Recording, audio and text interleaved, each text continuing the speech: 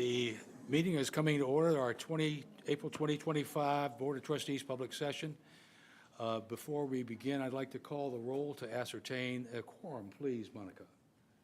Yes, trustees, when I call your name, could you please state if you're here? I do know that Dr. Chen and Joyce Price-Jones are not here, so I'll go on with Trustee Keller, Present. Trustee Moore, Present. Trustee Pastrone, Present. Trustee Rodriguez, Trustee Stanton Buttram, Present. Trustee Tuminello, Present. Trustee Uvala. Present. All right, Acting Chair Uvala, you have a quorum. Thank you very much. I will entertain an approval of the agenda. Second. So moved. We have a motion and a second. Do we have any discussion? Hearing none, can we call the roll, please? Yes. Trustees, when I call your name, please state your vote. Acting Chair Uvala. Present. Yeah, approve. I'm not really here, but I approve. Acting Vice Chair Moore. Not really here either, but I approve. Okay. Trustee Keller. Approved. Trustee Pastrone. Approved. Trustee Rodriguez. Trustee Stanton Buttram. Approved. Trustee Tuminello. Here and approved. Acting Chair Uvala, the motion passes. Thank you. Before we begin, I'd like to just welcome you all to tonight's board meeting. I should explain that our board chair, Dr. Chen, is traveling outside of the country, as is Trustee Price-Jones, and thus the reason they're not here or even on Zoom. I also want to remind everybody that as outlined in the the Trustees Board of Bylaws, I'll serve as acting chair as the immediate past board chair, and Sandy Moore, who's here virtually, will act as the vice chair. She's obviously on Zoom. As you know, President Lindsay is on extended leave until April 14th. She's going to celebrate my birthday next Monday by coming back. She assured me of that this afternoon, so that was great. Dr. Patterson will be serving as the Vice President for Learning Support Service as the acting president for today's meeting. This is the substitute meeting we're really having here because Provost and Vice President Dr. Tanya Miller is currently participating in a site visit, and Vice President for Information and Instruction Technology, Dr. Rick Kravelich, is presenting at a conference. So I'd like to welcome Dr. Smith, Tina Smith, who's Associate Vice President for Learning, and Dr. Megan Myers, Dean of Distance Education, who will be filling in for the Vice President today. Thank you very much for your participation. Okay, our first order of business is I will entertain a motion for the approval of the consent agenda, which is the approval of the minutes of the March 10th, 2025 Board of Trustees public session and the approval of the minutes of the March 10th, 2025 Board of Trustees closed session. Do I have such a motion? So moved. Do we have a second? Second. This is really seconded. Is there any discussion? Hearing none. Monica, could you call for the vote, please? Yes, trustees, when I call your name, please state your vote. Acting Chair Uvala. Approve. Acting Vice Chair Moore. Approve. Trustee Keller. Approved. Trustee Pastrone. Approved. Trustee Rodriguez. Trustee Stanton Buttram. Approved. Trustee Tuminello. Approved. Acting Chair Uvala, the motion passes. Thank you, Monica. We'll move into our committee reports. I would like to again remind you that Trustee Rodriguez will be here. She's just running a little bit late, but she will be coming in while we're in session. Let's start out with the Board Development Committee. Trustee Tuminello. Thank you very much, Chairman. The Board Development Committee met on March 13th to discuss the feedback from the March 11th training, the development of the 24-25 board self-assessment, and planning for the upcoming May mini-retreat. The committee agreed that the March 11th training session led by Dr. Kelly McCants-Price and Caitlin Silver-Negron was excellent. We appreciated the facilitation, the information, and we spent time brainstorming some meaningful next steps as a follow-up to that session. Yesterday, trustees received the board self-assessment survey via email, yes? I took it. Yeah? Oh, you took it. Accelerated, that's why he's chair. This survey is a vital part of the board's commitment to continuous improvement, and we kindly request that all members complete it by Friday, April 18th. I haven't done one yet. The results of the assessment will be reviewed and discussed at the May mini retreat, which is scheduled for Thursday, May 29th from 4 to 6 via Zoom. During that session, trustees will have the opportunity to reflect on the board's current goals, to determine whether any updates or revisions are needed, and then based on our collective insights and feedbacks plan. And this concludes my report, Mr. Chairperson. Thank you very much. Do we have any questions? Okay, I'll move on in then to the Facilities Committee. The committee met via Zoom on April 1st to discuss the following topics, and I know it was April 1st, we really did meet. The future fiscal year 2026 capital budget, future procurements, and also campus projects. The committee also discussed future meetings. First, the committee discussed the potential changes that the county may make to the fiscal year 2026 capital budget requests.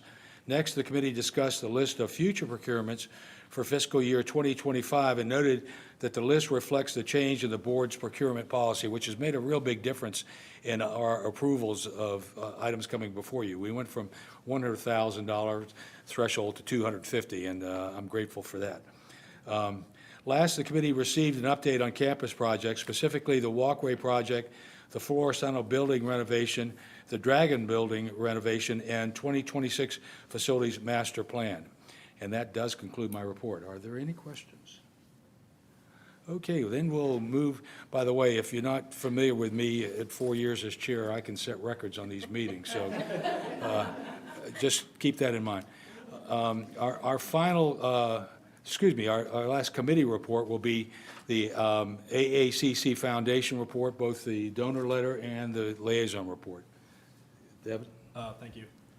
Dear donor, thank you so much for awarding me the Zachary Jared Knight Foundation Scholarship. This scholarship is important to me because I've always struggled with financing my college education. This scholarship will help me pay for multiple semesters and complete my degree in information assurance and cybersecurity so that I can assist in fighting against the bad actors and criminals who use digital devices to commit their horrible crimes. With this money, I can now achieve this dream without the stress of worrying about how to pay for college. I started AACC in 2020 straight out of high school. At first, I struggled a lot. Initially, I failed some of my classes that I attempted. I had to take a break from college for 3 years as I did not have the willpower to continue. When I came back in spring of 2024, I excelled, studied full-time, and thanks to the help of my wonderful professors. I even made the dean's list last semester due to my academic performance. I attribute this success to Professor Ryan for being my biggest inspiration during my struggling times. She's my professor too, so that's awesome. I cannot thank the donors enough for what they have done to support me. I can assure them that the money they have provided me will be put to good use, and I will succeed with flying colors in my educational pursuits. Their scholarship will make my time at AACC so much better and eliminate the financial stress of my tuition payments. Thank you. Scholarship recipient. Now on to the report. As of March 31st, 2025, the AACC Foundation fundraising total is $1.9 million in gifts and commitments. The foundation has received several generous gifts to support the Future Nursing Professional Scholarship. To date this fiscal year, approximately $524,000 has been raised for the initiative, and over $260,000 has been raised to support HelpLink and the HelpLink Fund for Nursing. The foundation has also raised $58,000 to support students in AACC's continuing education and workforce development programs. This concludes my report. Do we have any questions for Devin? No. And now, definitely our last committee report. As we've been waiting with bated breath, Jennifer Pastroni will report on the nominating committee. But not least. The Board of Trustees bylaw states that prior to the April board meeting, the nominating committee shall communicate with all trustees to determine who is desirous of being considered for the office of chair or vice chair. An email was sent on March 27th to all trustees requesting a response if they desire to serve as Board of Trustees chair or vice chair. The nominating committee received 2 responses expressing interest in serving as chair and vice chair.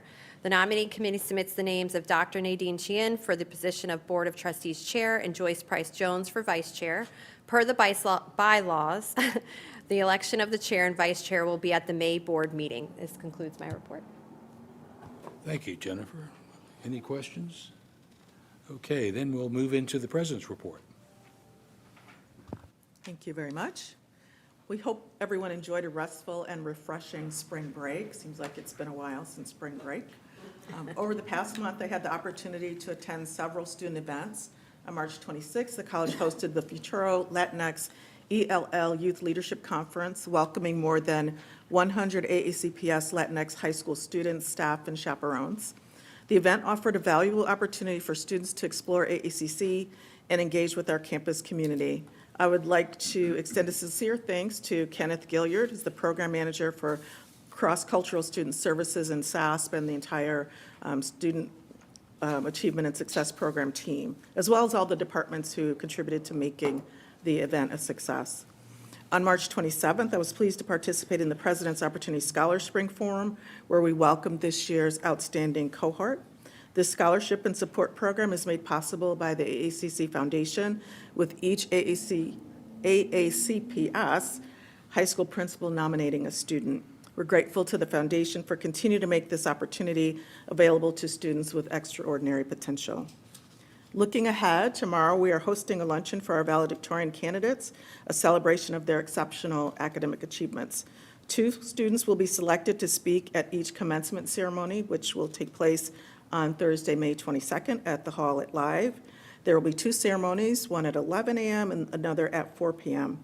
We look forward to honoring our students and celebrating this important milestone together. Lastly, April is Community College Month. This year's theme is Best Decision Ever. It's a student-centered campaign that highlights the value community colleges provide to individuals and communities.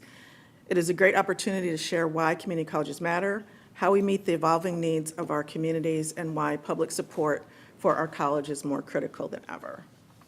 That concludes the President's report. And next is the enrollment report. Okay, you can go to the next slide. Yes. Okay, this slide shows our winter credit head counts. As a reminder, head count represents the actual number of students enrolled in credit courses. The winter head count of 1360 represents a decrease of 86 students, down from 1446 in winter 2024. This next slide summarizes enrollment by full-time equivalent for winter. Winter FTE of 161 is down 8 FTE from last year's 169.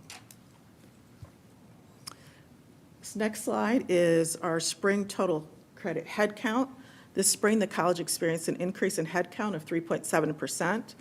The spring head count of 10,613 represents an increase of 377 students.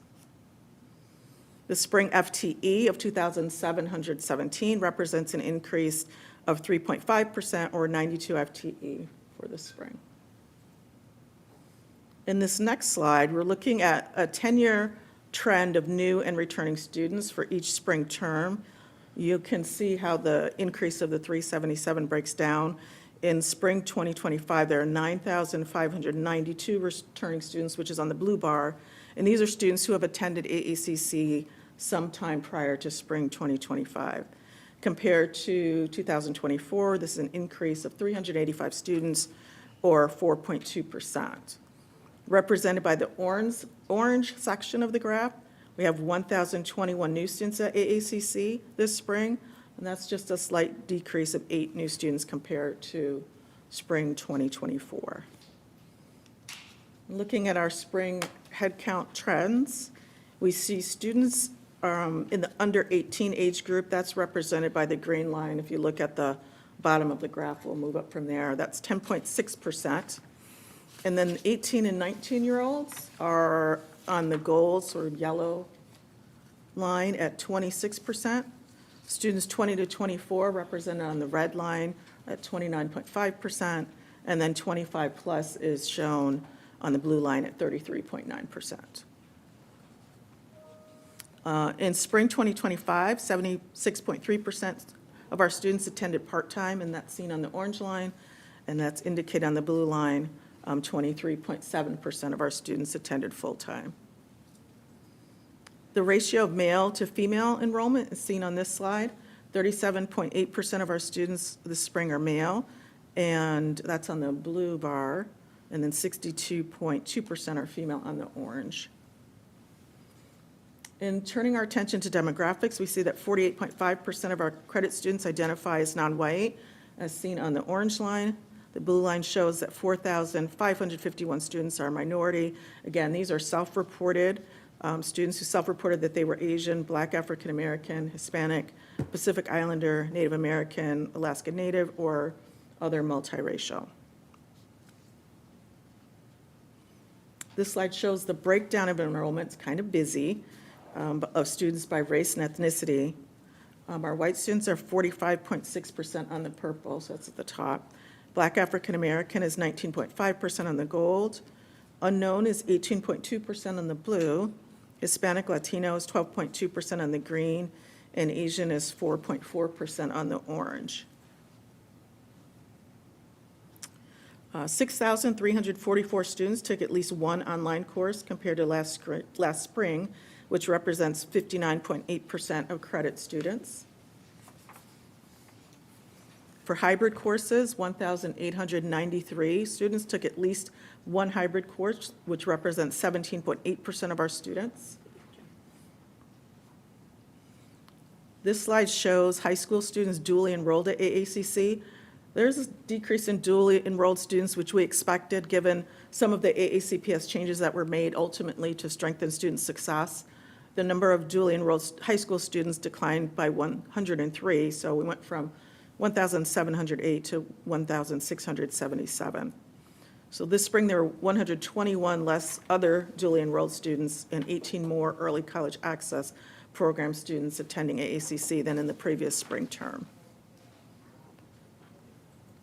Our fall-to-fall retention rate is 60.7%, and our fall-to-spring retention rate is 74.9%, and these are both based on first-time degree or certificate-seeking students. And then our last slide here, which I don't know if you can see the numbers, but these are students by place of residence. So if you look at noon or so, or the Glen Burnie zip codes are 791 and 547. Going clockwise, Pasadena is 1,080, Severna Park 505, Arnold 526, Annapolis is 511, Crofton is 538, Odenton is 623, and Severn is 554. And that concludes the enrollment report. Are there any questions?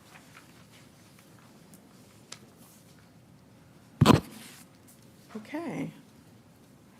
I will ask Suzanne Boyer to do the 2024 workforce update. Good evening. Good evening. Thank you for the opportunity to present to you this evening. The workforce report is an in-depth look at our employee data comparing 2024 workforce data against previous years and some comparisons with other institutions as well. The data is either shown as a snapshot on October 31st or December 31st of each year. And the purpose of this report is to gather valuable information about where the college stands in regards to compensating, diversifying, and retaining our employees.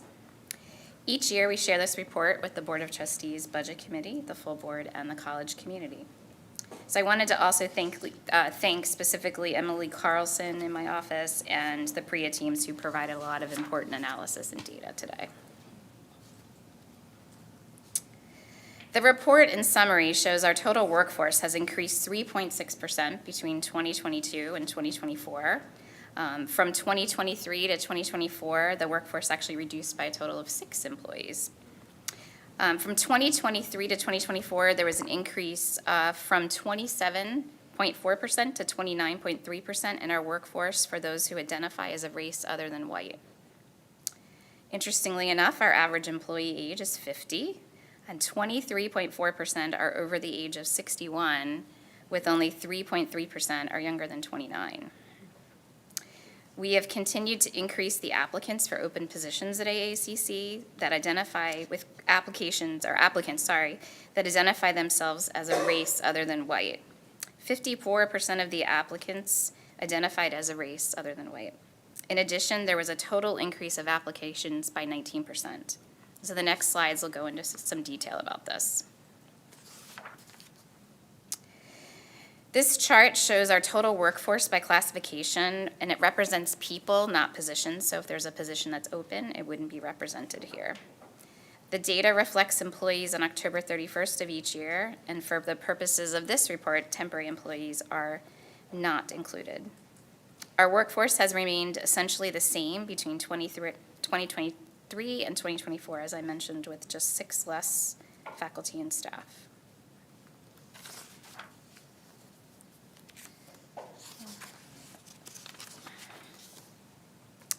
From 2022 to 2024, the diversity of our workforce has increased from 27.6 to 29.3%. This small increase speaks to the college's continuing efforts to hire a more diverse workforce. In comparison to Anne Arundel County demographics, AACC matches the number of white residents represented at 70.7. Some recent examples of our current recruitment efforts, just wanted to share a little bit. We are advertising in places such as the Hispanic and Latino Professional Association, Insight into Diversity, Maryland Diversity, and the Latino Caucus. We've also been attending some interesting job fairs that are a little bit different than what we've done in the past. We most recently attended the Federal Career Hiring Transition event that was sponsored by AAWC and AAWDC and the county. We've attended 5 different local job fairs with AAWDC. Military Spouses Appreciation Job Fair, Fort Meade Job Fair, a virtual HERC job fair, and we actually are starting now to list one position on the college's LinkedIn page, and we're getting a tremendous amount of attention from doing that. We've had a recruiter attend a power networking breakfast with the Maryland Multi-Chambers. We are posting on different Facebook pages such as the Annapolis Moms and Anne Arundel County Jobs, and we've been actively participating in the Severna Park Chamber of Commerce. So I think all those things play into some of the hiring that we're seeing and interest in the college. Another important piece of data is the age of our workforce. This chart represents regular benefited employees and does not include part-time faculty or temporary employees. AACC has a larger percentage of baby boomers within our workforce than the national average. For us, it's 23.1% of our population. 65% of our employees are aged 45 and older. And while looking at comparison groups both locally and nationally, that number usually ranges between 43% and 60%. So we are higher in that age group. In the higher education industry overall, we found that 51% of the workforce is over age 45. Only 3% of our workforce is under the age of 29, compared to other groups. That age group represents 11 to 28% of the workforce. This information is helpful to us as we consider how best to hire, motivate, and retain our employees. This slide speaks to our applicants and new hires. We had a 19% increase in applications in 2024. 53% of those applicants describe themselves as a race other than white, and that's an increase of 7%. Specifically, we've seen an increase of 3% in Black African American applicants, 2% in Latino and Hispanic, 1% Asian, and 3% multi-race. New hires who have identified as Black have increased 28% of our total new hires, and that's up from 14% in 2023. Just a few more pieces of interesting data. So I mentioned earlier that the average age is 50. We had 54 faculty and staff who were promoted, awarded a career ladder promotion or professional recognition award. All of these actions result in a compensation increase for the employee. Our turnover decreased almost in half in 2 years. Our turnover rate is 6.6. And according to the College University Professional Association for HR, otherwise known as CUPA, the average turnover rate in higher education is 14%, and we are at 6.6. The most common reason people leave AACC is a new job opportunity that affords them a higher salary.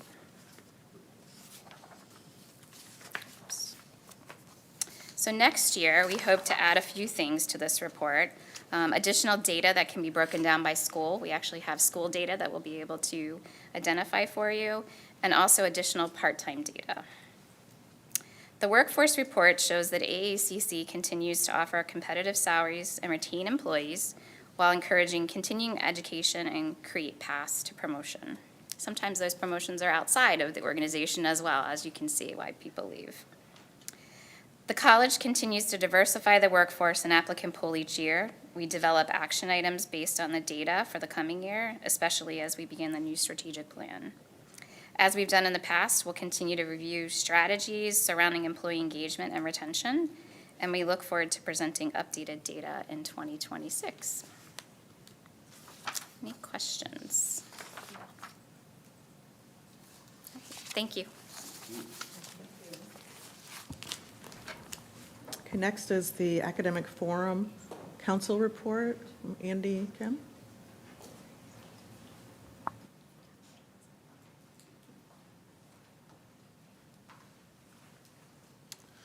Good afternoon, Board. Thank you for the time. Had a productive month. The big changes, the meetings and stuff were listed in my written report. The big changes or updates are, there are 3 forum charter change proposals that will be voted on this month, on the 24th. One of them adds some membership to Academic Forum. That was from a lens of equity and inclusion. 7 SASP advisors, when SASP advisors were added to the college cadre, so to speak. Even though academic advisors were always part of Forum, the SASP advisors were never added, so we're trying to rectify that. Several updates pertaining to head counts for affinity groups, how we calculate affinity group representation, trying to make the charter reflective of how we conduct business and how we have been for years, and a proposal from EPC slightly modifying their committee membership. And then we engaged with Vice President Milner about engaging with faculty about the APR rollout. Those are the big topics for this month. Any questions? Short and sweet. Thank you very much. Thank you. Thank you. There is no administrative staff organization report. So the professional and support staff organization, Caitlin Silver-Negron. Hello, everyone. Oh, I'm not supposed to touch it. I'm so sorry. I'm so sorry. I know. I'm sorry. It is tempting. I'm too short for this. Late March and early April have been very, very, very busy for PSSO. We had Diane Halila from AACC Personal Counseling come and join us on March 26th to host a professional development workshop entitled Utilizing Emotional Intelligence to De-Escalate a Situation. This upcoming week, we will be hosting a workshop on April 10th featuring Health and Wellness Center nurse Stephanie Jenkins to teach our members how to use Narcan in case of emergency. Much like the conduct reporting training that we had in the fall semester, our hope is that no one in our community will ever need either of these trainings, but we also hope that they will be prepared if they end up facing any of these situations. We find that to be a critical piece of professional and personal growth. On April 2nd, last week, we hosted a mini-conference full-day PSSO Professional Development Day event. This featured 3 different sessions per block across 5 different time blocks throughout the day. We covered a range of topics and featured experts from across campus who came and shared their expertise with our members and who presented relevant information. PSSO leadership is incredibly proud of the way that this day went. The time that went into building the schedule, the time that went into working and puzzling to create everything and have our experts have the floor. So we really hope that this kind of set the stage to be able to continue to do work like this on behalf of our constituents as time goes on, and we certainly have recommendations for how to do it well and do it better and to continue to do the things that worked. A full detailed schedule of events, including presenter names and descriptions, can be found in my written report to you all, so you can review that more closely and see what the day looked like. During this day, we also had a drive for the food pantry program, and we were able to collect a full box of donations to be able to help stuff the mini pantries that will be around campus with some grab-and-go snacks. The PSSO Nominating and Elections Committee continues to work to fulfill the committee slates as well as rep and alt positions. with the hope that we'll be able to go into fiscal year '26 with those slates all completely filled. And we're getting close, which is good. They are also working to gear up for elections, officer elections. That information for nominations just went out, and so we are eager to run an election and settle in our candidates. Meet the Candidates will be at our business meeting at the end of April, with the hope of being able to move forward and have our election and get everyone settled with time to spare before the fiscal year ends. We look forward to finishing out the year strong, and I am so happy to answer any questions that you might have. Just a comment, the topics looked amazing. So Thank good you. work. It really looked great. I was like, oh, I would have loved to have done that and that. It was a good day for sure. Yeah, Thank you so much. Congratulations. It was Thank great. you. Thank you. Thank you. Next is the Student Government Association, Meredith Jales.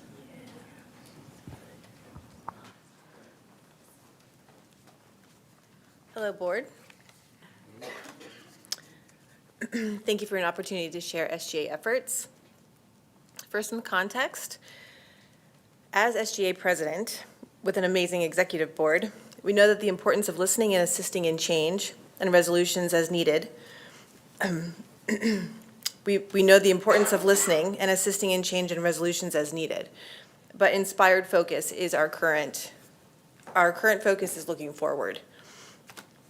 So highlighting student accomplishments, student leadership, positive visions, and cross-collaborations by creating events, competitions, proposals, and masterclasses are keeping SGA's hands full through the spring semester. Strong campus morale has a direct impact on positive academic performance. So SGA wants to support spirit and performance across campus. As SGA board for spring, we have really come together as a team quickly. We have focused our efforts on being present and familiarizing ourselves with student clubs and organizations. We've had successful tabling events to exchange ideas with students and faculty and to share SGA initiatives. SGA has identified campus canvassing initiatives and are adopting the responsibility of canvassing as individual representative members of the SGA Executive Board as we interact with others throughout our own schedules on campus. Our Earth Day celebration, so to mention our hands being full, our Earth Day celebration, which we are very proud of and are putting a lot of effort into, everyone is welcome. So our Earth Day celebration is in collaboration with Leadership Challenge Program and Super Science Club. We are excited to have as many clubs and organizations present as possible. We have movement opportunities, wellness and stress management activities, as well as outside organizations coming to offer environmental stewardship education. We are celebrating our Earth as our home, as well as AACC as our home. SGA has identified campus canvassing initiatives, as I mentioned before, and just to list our current focus, these are things in the making. Some things are we have dates, and some things are visions. So meditation masterclass, we have a tentative date, just not a time yet. So May 6th, this is right before our Stress Less Fest. We are trying to offer meditation to students in a variety of ways because everyone comes from a different economic place or interest. So we have, in the efforts of collaborating, we have campus counseling, we have health and wellness, we have wellness faculty members, myself, and TM, which is transcendental meditation. It's one form of meditation training. We have an instructor coming to offer information about that as well. So hopefully, especially first responding students and nursing students we're gonna hopefully have a nice show for them. We have naloxone training for clubs, 2 set dates. Instead of small individual trainings, we're trying to do a large training twice during the same week to offer an opportunity for students that are primarily here on Mondays and Wednesdays to come, vice versa for Tuesdays and Thursdays. Those tentative dates are April 28th and May 1st, and that is with the Health and Wellness Collaboration. We have a communication channel that we are focusing on. It's our virtual suggestion box. It's available, there's posters around campus. It's also available on the Nest, on the SGA page. We are looking at, we have a vision for some areas around campus, the graffiti on the foundation of the bridge. We have identified, well, we have an idea. We have a competition going on for art students to find inspiration, wellness-inspired artwork, with the ultimate goal to, the vision is to address the graffiti at the foundation of the bridge and to inspire wellness on campus. So this is in the making, just to be clear. It is posted as news on the Nest currently. We are also supporting SGA Executive Board elections that are open now, and we will do a tabling event to get out the vote campaign for those elections as well. We encourage all students across campus. We've been verbally encouraging everyone to run for SGA Board. Okay, really quickly, other SGA collaborations. We're honored to be a part of the Impact and Excellence Award ceremony. Looking forward to that. Our Spring General Forum for clubs is May 2nd.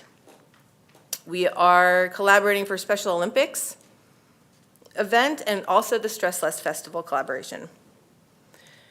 The final, also AACC Syllabus Committee has reached out to us and we gave feedback on the current syllabus template. Last but not least, we have one more event that will be very similar in structure to our Earth Day event, tabling. We'll do a field day. May is Movement Month. So I kind of have this image of a logo passing a torch. So we're trying to bridge the gap between spring and fall. We're trying to keep the momentum going for students' efforts. We're going to have tabling with clubs, hopefully bringing awareness to accomplishments of the year, leadership transition roles, and recognizing students that are stepping up into these leadership roles. So hopefully we can really create that momentum to connect so that when students pick up back in the fall, it's more seamless. That is the intention. It is an honor to share with you guys. Thank you so much. Thank you. The faculty organization, Brandy Shepherd. Happy April, awesome trustees. As I stated in this week's Monday Minute, spring is budding, it's blooming, and it's booming. Spring has definitely popped up here at AACC. If you haven't noticed, the campus is blossoming, trees are budding, and the trees were balmy. The temps were balmy, rather, not anymore. We're in week 11 of the semester, which is 4 weeks to go, but energy is building as we head into the final stretch. TFO had its convocation last week. We had a full agenda with reports from Vice President Patterson on college-related updates, Vice President Beardmore on the budget process, and Vice President Milner on the publishing of the APR report from the Provost Office. Dr. Milner also spoke to the TFO body about resource allocation as it pertains to release time for faculty. As expected, many questions are popping up from faculty, so TFO leadership will continue to work with Dr. Milner to gain clarity around those changes to release time and create lines of communication. The faculty leadership team, and that's TFO and Academic Forum, is also reviewing updates to the faculty duties and responsibilities and working closely with Dr. Milner to tighten up and align the language to the full-time faculty performance evaluations procedure and the subsequent exemplars. At convocation, a motion was approved for our updated promotion and tenure manual for the AY26. And for our new trustees, this is a common practice in the spring semester where our PAT committee evaluates the PAT manual and makes edits accordingly to strengthen the guidelines for our promotion, tenure, and sabbatical proposals. 2 additional motions were presented, one for the Adjunct Faculty Affairs Committee to be renamed to Part-Time Faculty Affairs. This is in alignment with the term part-time faculty being used in various documents, policies, and procedures and directory titles across the institution. The other motion is to convert the Ad Hoc Committee for Faculty Mentoring to a standing TFO committee. Both motions fall under the 30-day rule and will be voted on at our May meeting. As I've stated in past board reports, we continue to celebrate scholarly work. So at this past convocation, Dr. Jody Hogan presented her sabbatical work from spring 2023 on the kinesthetic instructional strategies and gatekeeper community college courses. Lastly, the TFO Special Elections Committee conducted the elections of the TFO's officers for the 25-26 academic year. Looks like you're all stuck with me again for another year. All kidding aside, I'm very honored to serve in this position for another year and look forward to collaborating with our college's administration as we tackle some challenges ahead. I'm also very happy to report that Professor Ken Jarvis will continue his service as our TFO recorder in his 31st year of service at AECC. Dude's just kicking it. Professor Eric Dunham has timed out on his term as vice president for TFO. However, we are thrilled to report that Professor Brittany Lama, assistant professor in computer information systems, will be our new VP. And just to note, Professor Lama is in her 3rd year here at AECC, so that's very impressive that she's put herself forward to be vice president of TFO. I've already spoken to Professor Lama, and she is very excited to serve, and she's already rolling up her sleeves and getting ready to go to work. So we're happy that she's a part of the team. All right, here's this month's Faculty Sparkle and Shine moment. TFO recognizes Dr. Jessica Rabin, a full professor in the English department, for her contribution to the Warrior Canine Connection. She was recently awarded the Daily Point of Light distinction for her volunteer work with the organization, where she has clocked in over 1,800 hours as a puppy sitter, providing temporary care in a loving home for service dogs and training. Dr. Rabin also helps prepare these dogs for roles supporting disabled combat veterans and military families. Her quiet dedication and tireless efforts have made a lasting difference in her community and the lives of future service dogs. And just a point, the Point of Light is the world's largest organization dedicated to volunteer service, and their mission and vision is to inspire, equip, and mobilize people to create positive change through volunteering and civic engagement. And the Warrior Canine Connection is a pioneering organization that utilizes a mission-based trauma recovery model to help recovering warriors reconnect with life, their families, their communities, and each other. And the group focuses on listing recovering warriors and a therapeutic mission of learning to train service dogs for their fellow veterans. I'm sure Trustees Keller has heard about this organization. It's quite impactful. Professor Rabin, 1,800 hours. It's very impressive. Really quick, big thank you to Trustee Tumanello. Thank you so much for attending the In Conversations exhibit, open reception on April 3rd. This was a cross-collaboration with Professor Sarah Pergodovich, ceramic students, and Professor Simon Ward's creative writing students. The exhibit is on display through the end of April in the Pascal Gallery. We also would like the trustees to mark their calendars. The Mastery Project 24-25 cohort will have their poster session in this room on April 25th from 10 a.m. to 12 p.m. The April 25th is quite a busy day here at AACC. The Journal of Emerging Scholarship launch is also happening in HLSB at 12:30 that day. And then we're going to have some big trucks in the cult parking lot at the Ace Trades Day in collaboration with the Clausen Center will be happening that afternoon. This concludes my report. What questions do you have for me? Not a question, but just a comment. The exhibit was absolutely stunning. It was. Absolutely stunning. And it's such a great mesh of disciplines too. I loved how the professors also stepped back and let their students take charge to walk us through. It's great. Awesome. Thank you so much for coming. And I'm just going to say, when trustees show up at those types of events, faculty take notice. So please, you're welcome to come to faculty events, student exhibits. We want to see you there. We want to talk about what we're doing, so we encourage you to come and attend. Great. Thank you. Thank you. The last update is the Maryland Association of Community Colleges activities, the MAC activities. The 447th session of the Maryland General Assembly officially adjourned yesterday. In the final weeks of the session, there was significant outreach to state senators and delegates in response to proposed funding reductions for the current Maryland Community College Promise Scholarship Program. There will be a $1.5 million reduction in FY 2025 Promise Scholarship funding. MAC is seeking further guidance from the Maryland Higher Education Commission as the funding has already been dispersed to the colleges. MAC will prepare a comprehensive summary of the 2025 legislative session. Once available, we will share the report with the board for review. And that concludes my report. Thank you very much. Is there any new business to come before the board? Unless, I do want to point out, May 13th is our next board meeting at 4 o'clock in this room.